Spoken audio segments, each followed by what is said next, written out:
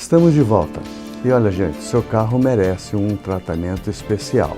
O Lava Jato do Zé, com profissionais especializados, darão ao seu carro o tratamento que ele merece. Lavagem completa, aspiração, polimento cristalizado, lavagem interna e, para você esperar, uma sala climatizada com minibar. Mas não é só isso não. Lava Jato do Zé também oferece serviços de lavagem de tapetes, sofás e cadeiras. Lava Jato do Zé. Direção: Senhor Marcelino, o popular Zé. Avenida Perimetral, no Conjunto Castelo Branco, no Parque 10, telefone 99449-4786, bem atrás do lanche Filho da Fruta. No próximo bloco, vamos continuar conversando com o gastroenterologista Dr. Marcelo Tapajós. É só conferir.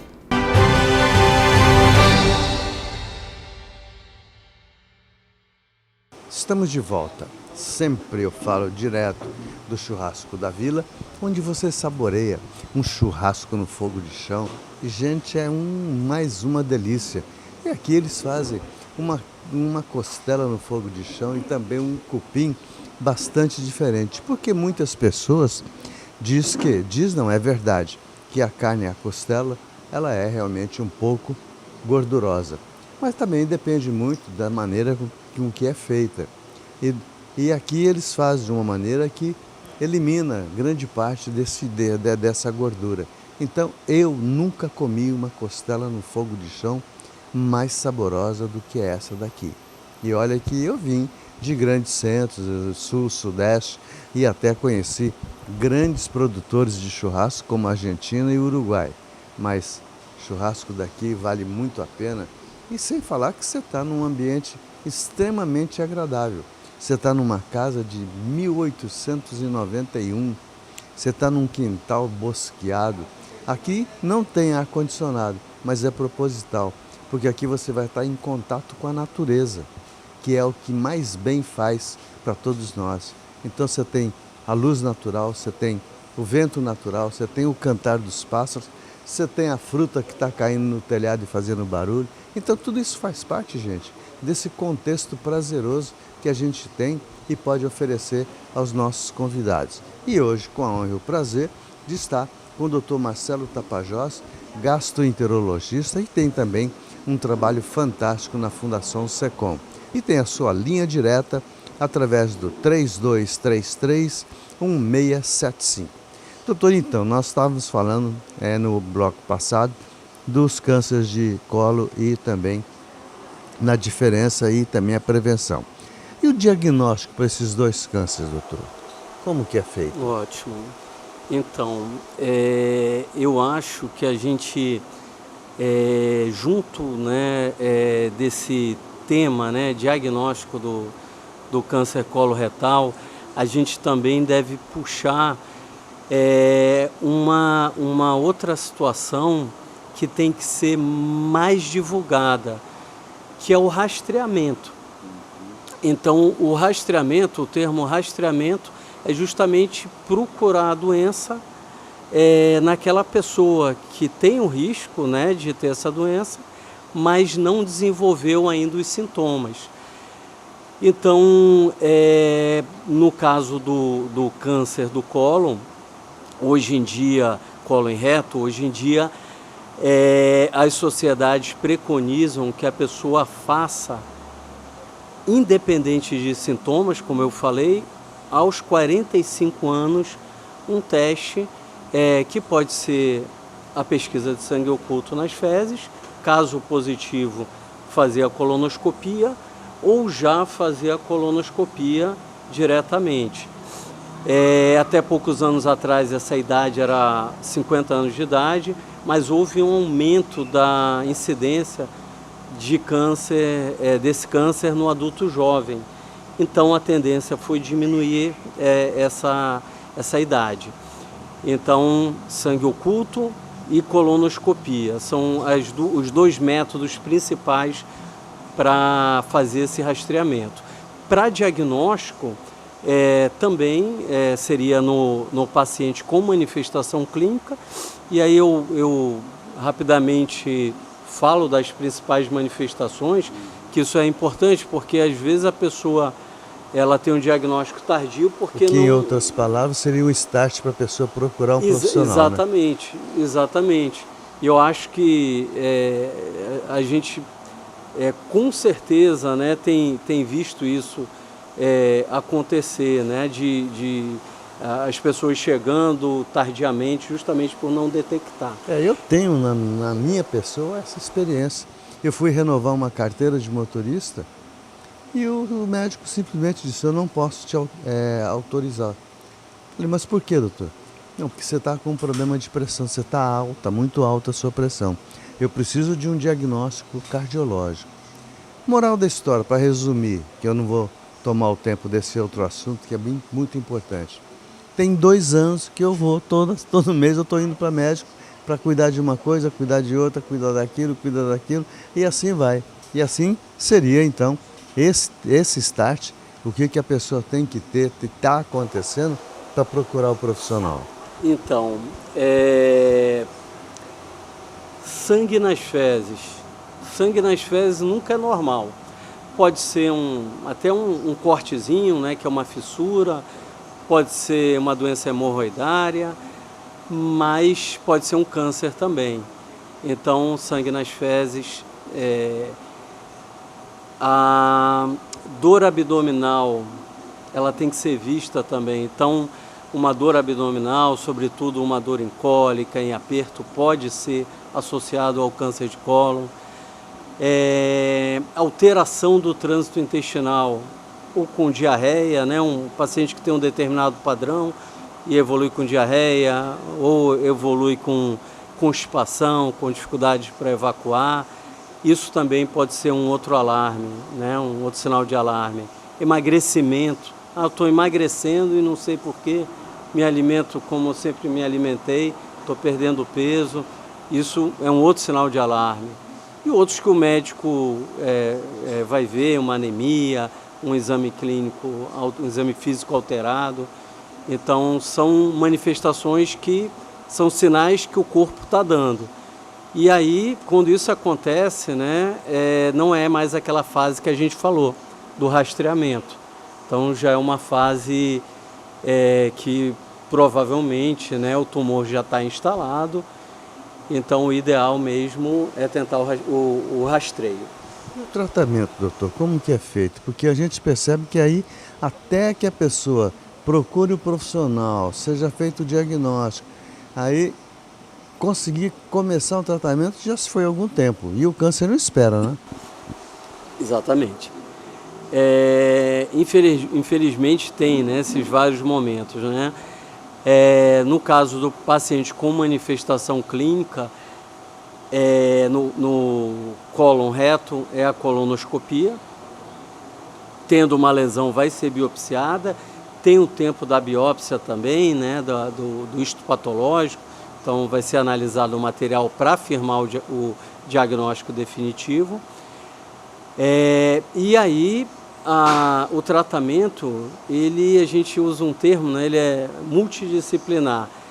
Ele pode ser, no caso de uma lesão precoce, até uma lesão pré-maligna, que eu não falei, mas a colonoscopia tem essa vantagem. Mas ainda tem tempo, você pode falar. É importante falar, né, que a gente falou que é um câncer que está aumentando de incidência, é um câncer que é o segundo no homem e na mulher, mas ele é um câncer quase sempre passível de prevenção, porque ele costuma vir de uma lesão que a gente chama de pólipo, que é uma verruguinha que aparece no intestino, e a retirada dessa lesão pode prevenir toda a evolução. Ela inicialmente é uma lesão benigna, né, mas que tem esse potencial de evolução para o câncer.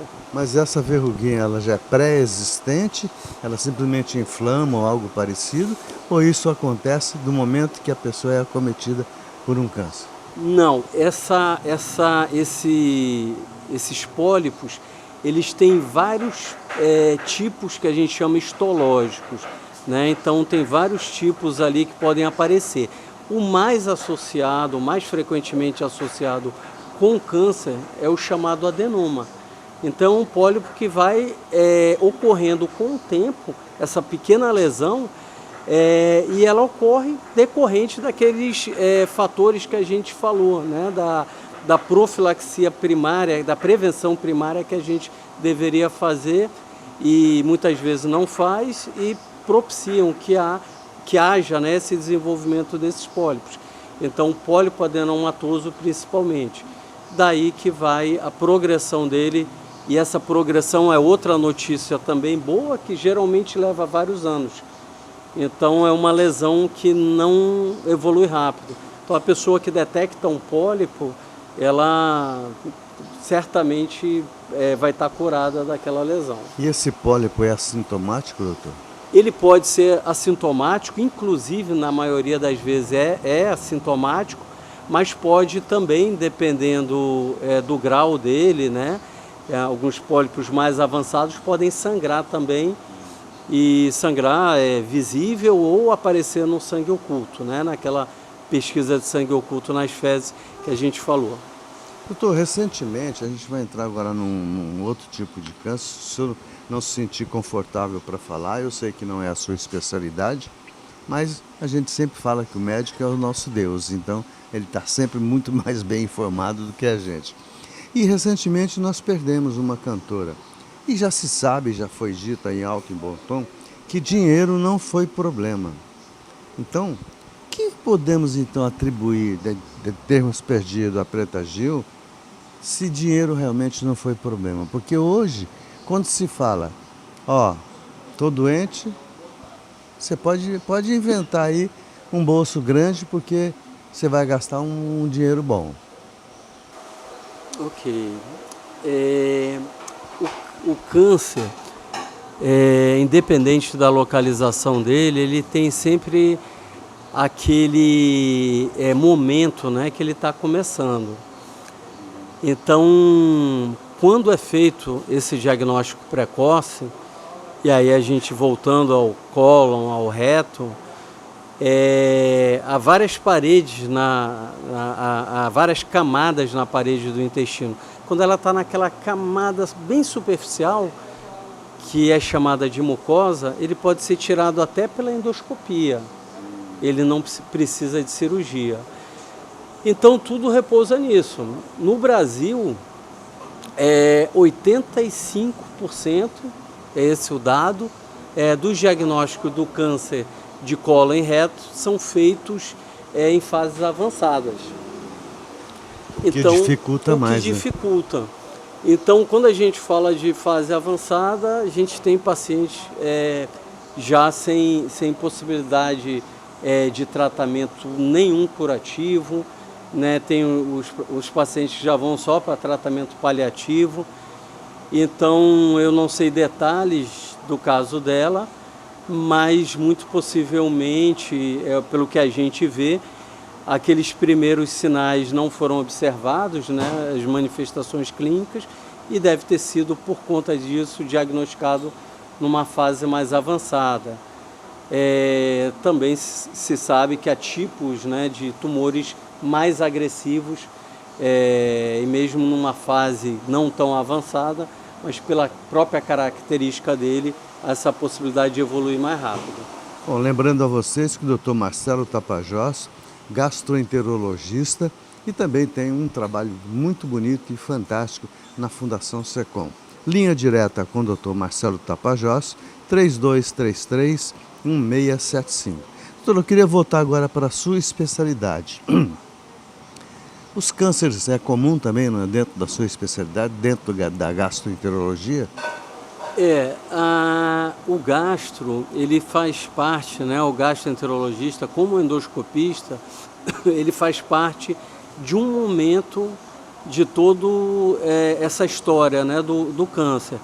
A gente participa, geralmente o paciente vem até o gastro quando começa a ter as primeiras manifestações. E quais são essas primeiras? Quando a gente fala de cólon e reto, aquelas que a gente falou anteriormente. Estômago, por exemplo, o emagrecimento também, uma dor na região da boca do estômago, né, que é a região epigástrica, um paciente acima de 40 anos, uma refratariedade ao tratamento, aí vem a questão do emagrecimento, a questão da presença de vômitos também.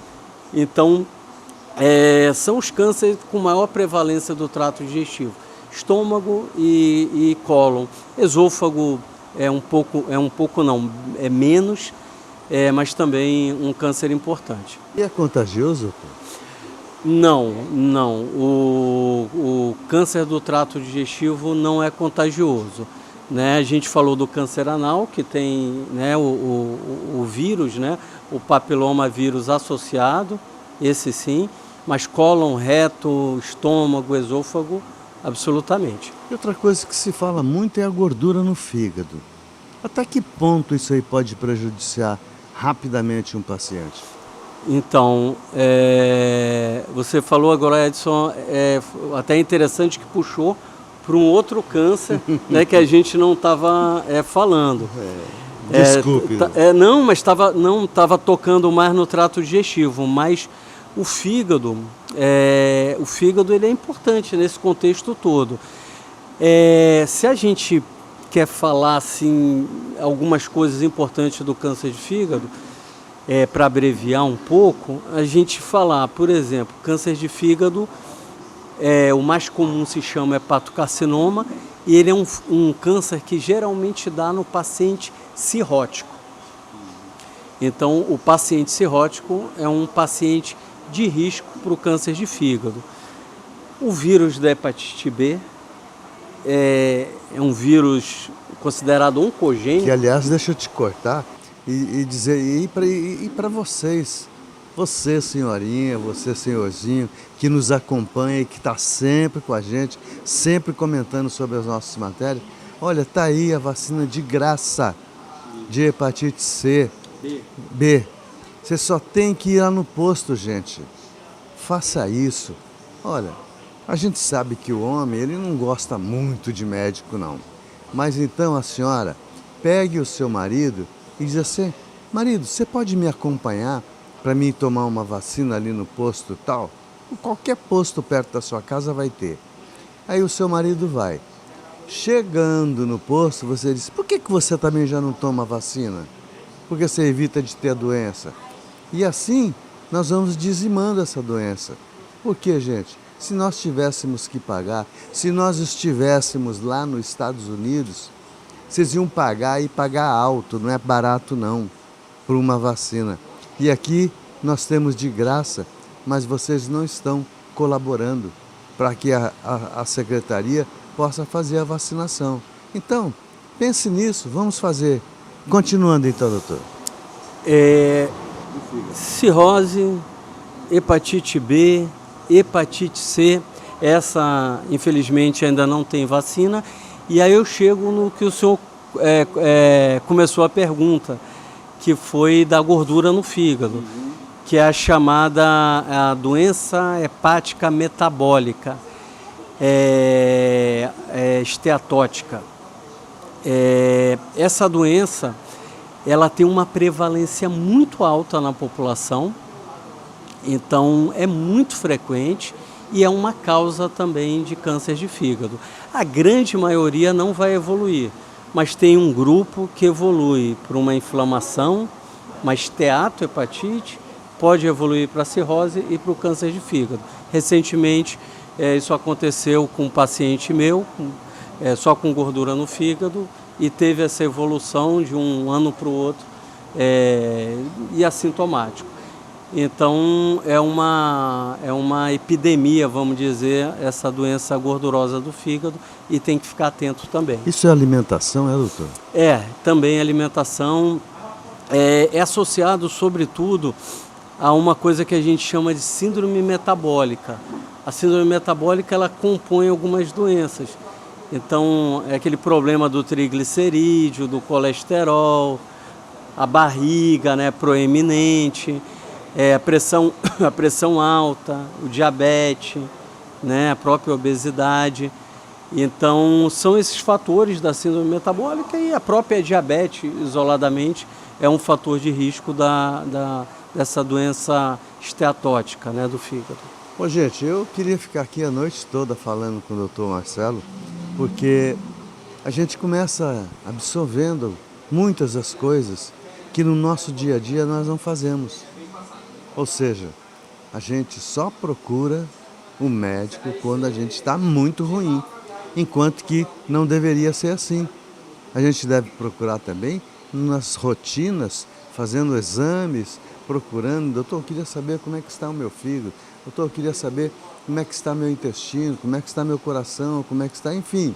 É sempre bom vocês irem ao médico, porque hoje, cada vez mais a gente está vendo aqui na nossa cidade, e isso graças ao nosso prefeito, graças também ao nosso governador, as casinhas de saúde evoluíram, gente.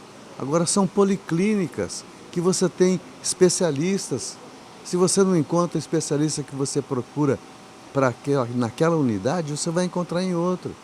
E hoje, cada vez mais, as policlínicas proliferaram, estão proliferando, estão passando a ser policlínica da família, que vai atender todas as especialidades. Mas, Dr. Marcelo Tapajós, gastroenterologista, e tem um trabalho fantástico também na Fundação SECOM, e tem sua linha direta com o seu consultório 3233-1675. Doutor, muitíssimo obrigado pela gentileza de emprestar o seu precioso tempo para que nós possamos levar informações, que esse é o nosso propósito, e nos colocamos à sua disposição para tantas quantas vezes o senhor assim o desejar. Eu agradeço, né, o convite, muito feliz de estar aqui com vocês, e eu deixo como mensagem, que eu acho que é importante, as pessoas valorizarem os sinais que o corpo dá. Então, está sangrando, está tendo alteração de trânsito intestinal, procurar um médico. A questão do rastreamento, então não esperar sentir alguma coisa. Então, existe o rastreamento, né? E o resto é procurar ter uma vida saudável. Muito obrigado, doutor Marcelo Tapajós. Também agradecemos a direção do Churrasco da Vila, agradecemos ao Tiago Monassa, um jovem empreendedor e um jovem talentoso, porque vai para a beira do fogo e olha, num calor que nós temos dentro de Manaus, ir para a beira do fogo fazer um churrasco, ele tem que estar muito bem motivado, e fazer o que faz bem e faz gostoso. Muito obrigado ao Churrasco da Vila, que empresta esse lugar fantástico para nós trazermos os nossos convidados, não só para usufruir desse bosque que nós temos, mas acima de tudo, pela rica gastronomia oferecida pelo Churrasco da Vila. Muito obrigado mais uma vez, doutor. Nos encontramos então no próximo sábado às 7h30 da manhã com um assunto tão palpitante quanto esse que nós tratamos. Até lá!